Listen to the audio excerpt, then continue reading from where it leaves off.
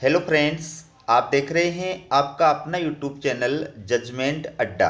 और इस वीडियो में मैं आपके लिए दो महत्वपूर्ण हाई कोर्ट के डिसीजन से जुड़ी अपडेट लेकर आया हूं। अगर आप चैनल पर नए हैं तो चैनल को सब्सक्राइब जरूर कीजिएगा। ठीक है, चलिए वीडियो की शुरुआत करते हैं। तो पहली जो अपडेट है वो आरपीएससी के जो सदस्य हैं, नाम आपने सुना ही होगा, कर्नल केसरी सिंह। तो उनकी नियुक्ति को रद्द करने की मांग को लेकर के हाई कोर्ट के अंदर एक जनहित याचिका जो है वो दायर की गई है। ये आप देख सकते हैं, आरपीएससी क्यों ना केसरी की नियुक्ति रद्द हो, कोर्ट। डिटेल से देखिए आप। आरपीएससी सदस्य के पद पर केसरी सिंह की नियुक्ति को चुनौती देने के मामले में हाईकोर्ट ने मुख्य सचिव, प्रमुख कार्मिक सचिव व आरपीएससी सचिव सहित लेफ्टिनेंट कर्नल केसरी सिंह से जवाब देने के लिए कहा है। अदालत ने इनसे सवाल किया है कि क्यों ना केसरी सिंह की नियुक्ति को रद्द कर दे। अब दोस्तों, आपको पता ही है, मैंने भी एक बार वीडियो अपलोड करके, मेरा एक चैनल है जीके क्लासेज 1972, उस पर वीडियो अपलोड करके आपको इस बारे में जानकारी प्रदान की थी कि कर्नल केसरी सिंह जो राठौड़ हैं, उनका अन्य कास्ट को लेकर के काफ़ी जो है पूर्वाग्रस्त और नकारात्मक रवैया रहा है। तो उस वजह से उनका विरोध होता रहा है, अन्य समाजों के द्वारा उनका विरोध किया जा रहा है। तो उसी बात को लेकर के इनकी नियुक्ति जो है उसको रद्द करने की मांग को लेकर के हाई कोर्ट के अंदर एक जनहित याचिका जो है वो दायर की गई है। ठीक है, तो मैं आपको ये न्यूज आगे बढ़ाऊं उससे पहले थोड़ा सा नॉलेज की दृष्टि से आपको बता देता हूं कि जनहित याचिका का मतलब क्या होता है, भारत में इसकी शुरुआत कैसे हुई थी। ठीक है, तो जनहित याचिका जो है इसको इंग्लिश में बोलते हैं पब्लिक इंटरेस्ट लिटिगेशन। ठीक है, PIL। तो ये जो जनहित याचिका की अवधारणा है, इसकी उत्पत्ति सबसे पहले अमेरिका के अंदर 1960 के अंदर हुई थी। सबसे पहले अमेरिका के अंदर 1960 के अंदर इसकी उत्पत्ति हुई थी। ठीक है, और भारत की बात करें तो भारत में जनहित याचिका की जो शुरुआत है वो 1980 के दशक में हुई थी। न्यायमूर्ति VR कृष्ण अय्यर तथा न्यायमूर्ति PN भगवती PIL की अवधारणा के प्रवर्तक माने जाते हैं। तो PIL की जो अवधारणा है भारत के अंदर, विशेष रूप से इस अवधारणा के जो प्रवर्तक माने जाते हैं वो PN भगवती, न्यायाधीश PN भगवती जो है वो माने जाते हैं। ठीक है, अब बात करते हैं कि जो PIL है इसका मतलब क्या होता है। दोस्तों, PIL यानी जनहित याचिका के अंतर्गत कोई भी जनभावना वाला व्यक्ति या सामाजिक संगठन किसी भी व्यक्ति या व्यक्तियों के समूह के अधिकार दिलाने के लिए न्यायालय जा सकता है।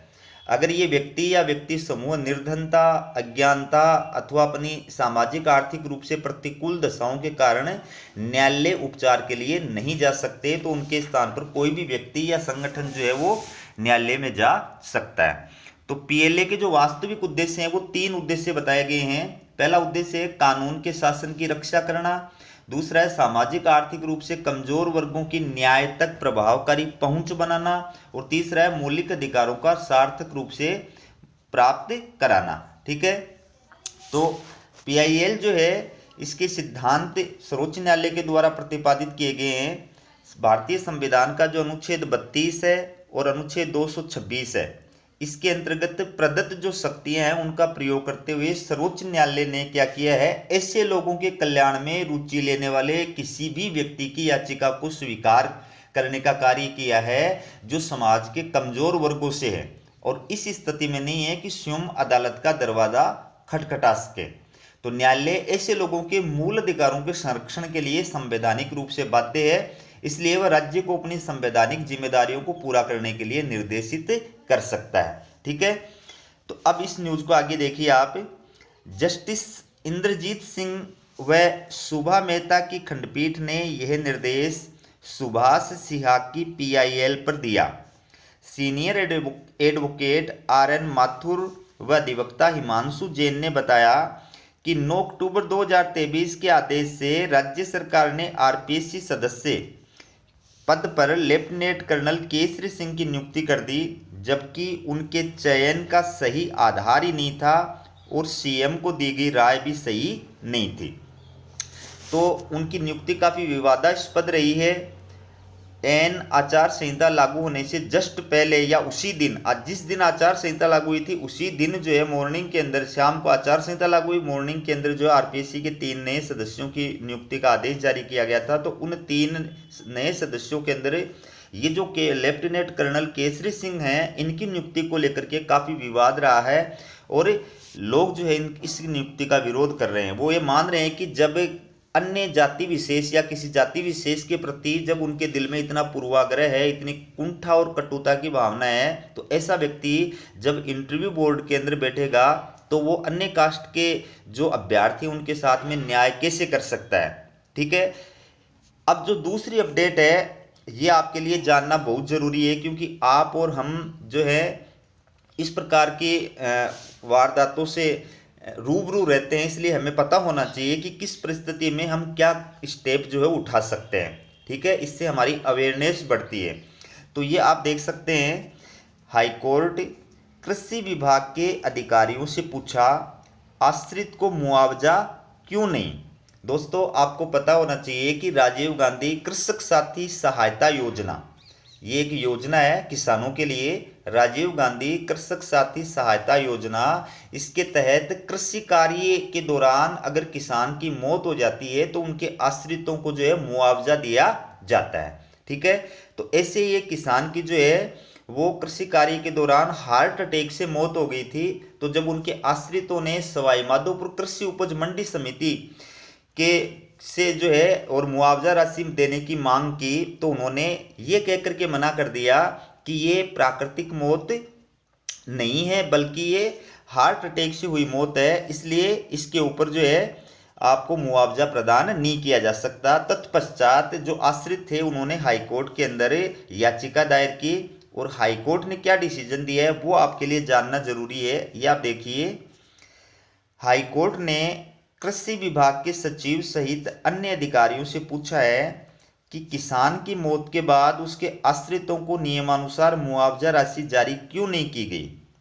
न्यायाधीश इंद्र सिंह ने मोहिनी देवी की याचिका पर यह आदेश दिया। अधिवक्ता धर्मेंद्र शर्मा ने कोर्ट को बताया कि याचिकाकर्ता के पति मुकेश कुमार मीणा की 28 मार्च 2021 की कृषि कार्य करते समय सीने में दर्द होने के बाद मौत हो गई। राज्य सरकार की राजीव गांधी कृषक साथी सहायता योजना के तहत कृषि कार्य के दौरान मौत होने पर किसान को मुआवजा राशि देने का प्रावधान है। ठीक है, याचिकाकर्ता ने इस योजना के तहत आवेदन किया। सवाई माधोपुर के कृषि उपज मंडी सचिव ने 28 अप्रैल 2022 के आवेदन को ये कहते हुए खारिज कर दिया कि कृषक की मौत प्राकृतिक रूप से हुई है। ये घटना सीधे तौर पर कृषि कार्य से जुड़ी हुई नहीं होने के कारण उसे मुआवजा नहीं दिया जा सकता। याचिका में कहा कि कृषि विपणन निदेशालय की वर्ष 2009 की गाइडलाइन के तहत कृषि कार्य के दौरान मौत होने पर किसान के आश्रित मुआवजे के हकदार हैं। याचिकाकर्ता के पति की मौत गेहूं निकालने के दौरान हुई, यह कृषि कार्य की श्रेणी में है, इसलिए मुआवजा दिया जाए। ठीक है, तो ये जो राजीव गांधी कृषक साथी सहायता योजना है उसके तहत किसान की मौत होने पर किस प्रकार से, किस परिस्थिति में मौत होने पर किस प्रकार से मुआवजा राशि जो है उनके आश्रितों को दी जाती है, उससे रिलेटेड हाईकोर्ट का लेटेस्ट ये अपडेट है। तो अवेयरनेस के लिए, नॉलेज के लिए इस प्रकार की वीडियो जो है वो आपके लिए बहुत ज़रूरी है। तो हमारा वीडियो कैसा लगा कमेंट करके ज़रूर बताइएगा। वीडियो देखने के लिए आप सभी का बहुत बहुत धन्यवाद। और चैनल को अगर अभी तक सब्सक्राइब नहीं किया तो आपसे रिक्वेस्ट है कि चैनल को सब्सक्राइब जरूर कीजिएगा।